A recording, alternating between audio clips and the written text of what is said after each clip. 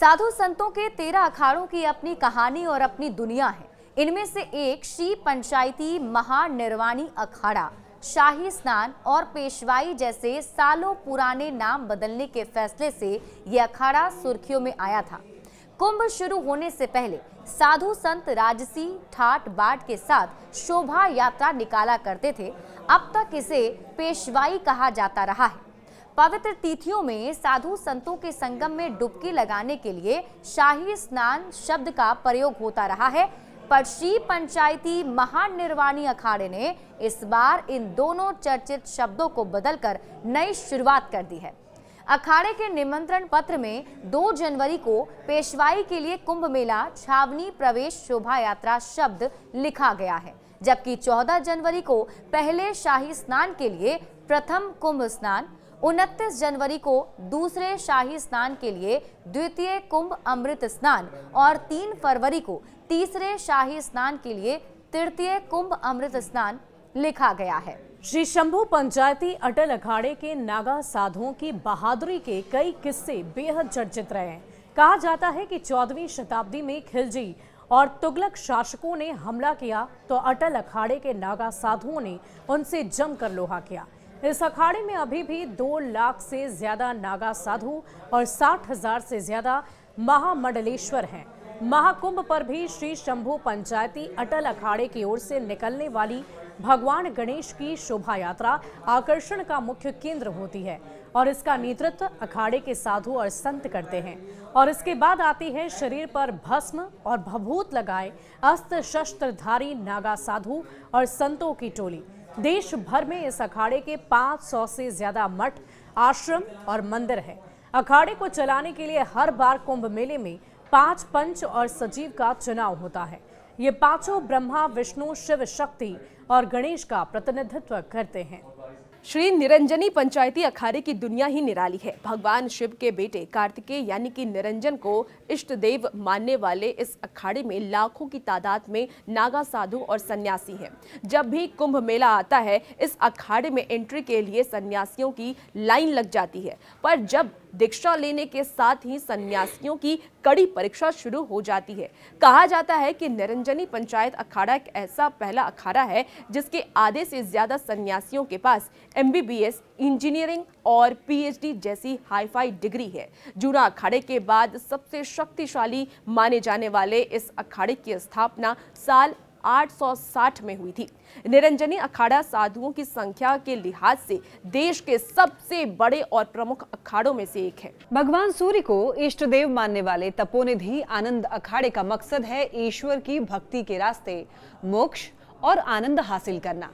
इस अखाड़े के नाम में भले ही आनंद शब्द जुड़ा हो, पर यहाँ पर फिल्म देखना और फिल्मी गीत सुनना अपराध माना जाता है।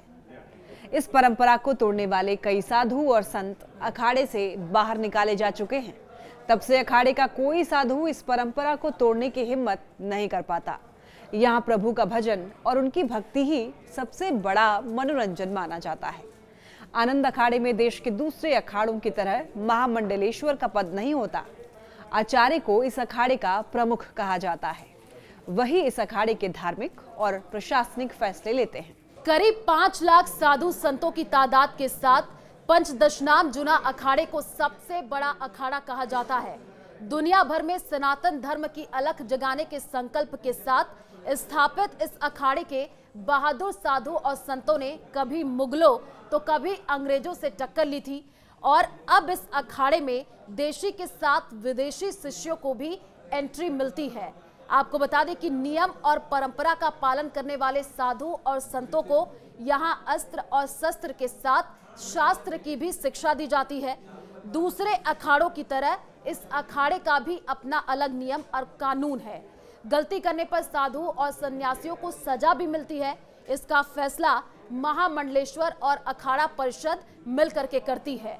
जब भी कुंभ मेला लगता है तब अखाड़े की 17 साधुओं वाली कैबिनेट का चुनाव होता है और इस अखाड़े में खास तौर पर नागा साधुओं को प्रशिक्षण दिया जाता है। बैंड बाजे और डीजे की धुन पर भक्ति रस से सराबोर पंचदशनाम आवाहन अखाड़े के साधु संत शोभा यात्रा पर निकले तो हर किसी की निगाहें उसी पर टिक गई। बग्घी और घोड़ों पर सवार संतों और उनके अनुयायियों की टोली ने शोभा यात्रा की शान को और ज्यादा बढ़ा दिया। लंबा रास्ता तय करके ये सन्यासी संत शिविर में पहुंचे। रास्ते भर प्रयागराज के निवासियों ने संतों का स्वागत फूल मालाओं और पुष्प वर्षा के साथ किया। शोभा यात्रा में नागा साधु भी झूमते हुए दिखाई दिए। पंचदशनाम आवाहन अखाड़े में शामिल होने के लिए शुद्ध मन से गुरु की सेवा सबसे जरूरी है। सामाजिक बुराई को छोड़कर ईश्वर की भक्ति में डूबना पड़ता है और तभी उनके लिए अखाड़े के दरवाजे खुलते हैं।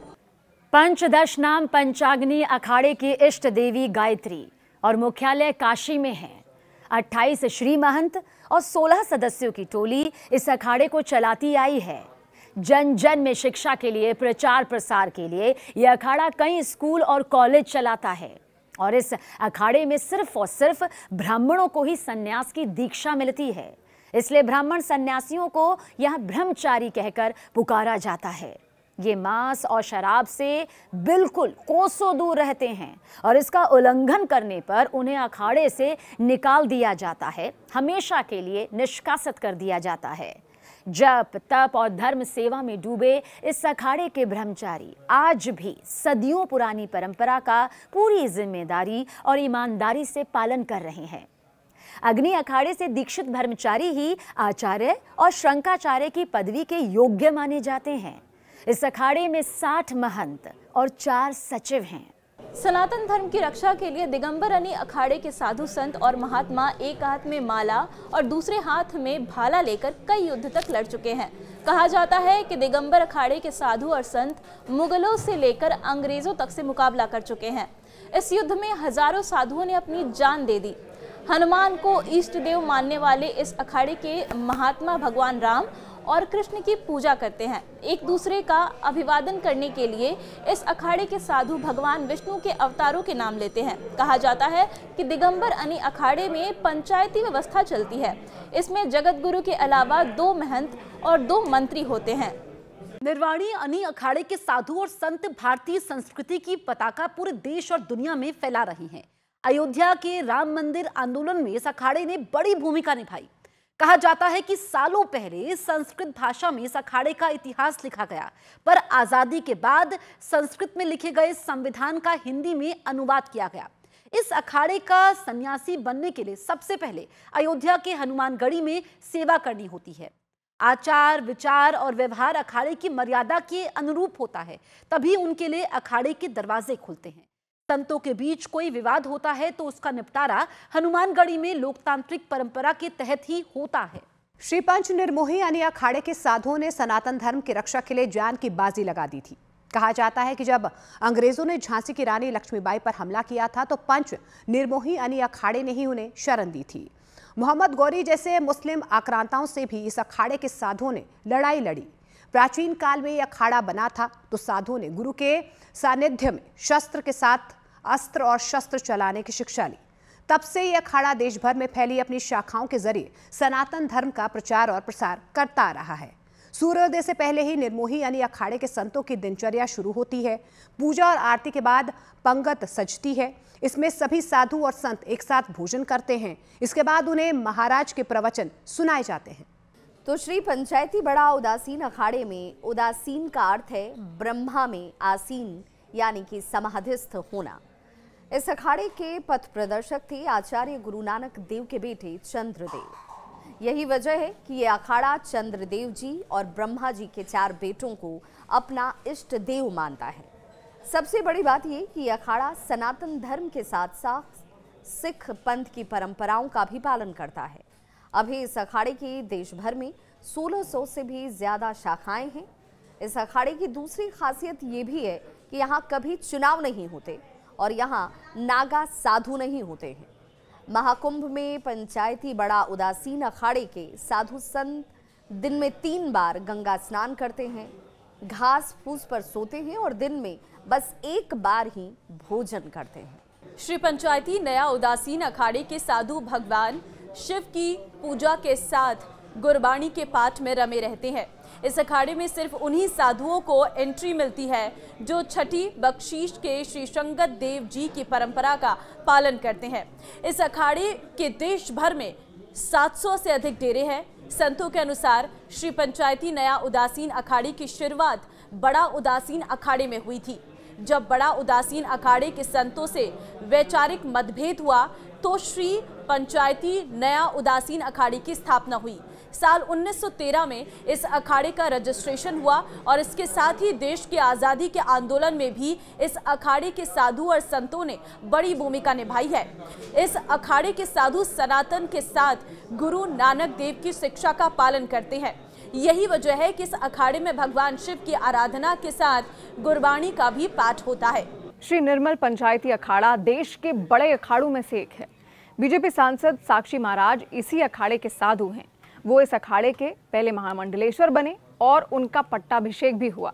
श्री निर्मल पंचायती अखाड़े का रिश्ता गुरु नानक देव जी से बताया जाता है। भगवान को एक मानने वाले ये अखाड़ा सालों से अपने सिद्धांतों पर चलता आया है। साल 1564 में इस अखाड़े की स्थापना हुई। इसके बाद से इस अखाड़े की शाखाएं देश भर में फैलती चली गईं। यह अखाड़ा सेवा भाव, निर्मल आचरण और परोपकार को पहला उपदेश मानता है। इस अखाड़े के संत ब्रह्म मुहूर्त में उठकर भगवान की पूजा के साथ साथ गुरु ग्रंथ साहिब का भी पाठ करते हैं। महाकुंभ में हर अखाड़ों की छावनी प्रवेश होती है, पर श्री निर्मल पंचायती अखाड़े का जब जखीरा आता है तो इस जखीरे में ट्रैक्टर, ट्रॉली और ट्रक पर सवार साधु और संतों का हाव भाव देखने लायक होता है।